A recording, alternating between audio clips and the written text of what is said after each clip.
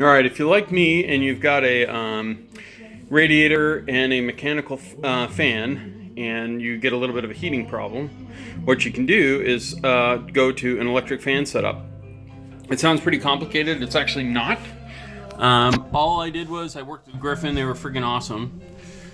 I sent them the type of radiator I had, and it didn't match up in the system for some reason. It was one of their older ones.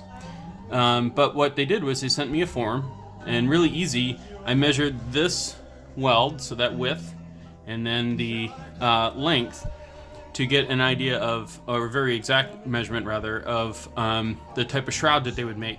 And they sent me this shroud with the two fans built onto it.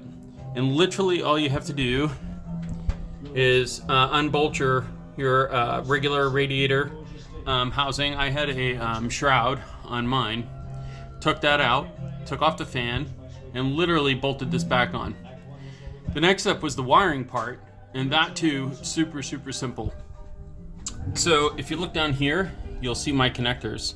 And each fan has a set of connectors, and with two wires. One wire is ground, and then that leads directly to the back of this terminal on this marine style connector. And the other one is power. And if you follow it, I know it's kind of hard to see, but if you follow it, it's the yellow and the blue wire in that. And I literally just connected those together, and I mean, that's it. That's all you got to do. The controller is this little unit here, and I'll show you some videos of it running.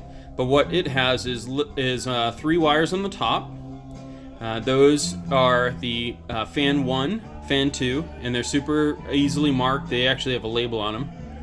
And one for power. And I have that going right there in the back of that marine grade block. All you gotta do is strip it and put it in there, screw it down, and you're done. The other wires that they had, there was actually three. One was for air conditioner. I don't have an air conditioning system on this, so I didn't need it, so I just cut it. The other one was for ignition. And all that is don't get real worried here. You got to find a wire in your car that when you turn the key, it turns on. Okay? But you don't want it running all the time. So what I did was I actually ran a wire right through there and up through my firewall. And I went to my fuse panel and I found an open plug and I plugged right into it. And that was it. I can show you what that looks like in a second here. And then that's really it. Once the power comes on for the ignition, this will kick on. You'll see a display, and we'll show you that in a video.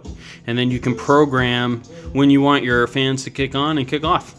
Now, they send you a probe. That's what this wire is right here. That you have a choice of either hooking onto these fins, or for me to get, or actually, I'm sorry, in the radiator fins. So if you look inside there, you'll see the rows, and you would stick that probe in between them, and it would measure. But that's not super accurate. So what I did was I actually bought their sleeve kit.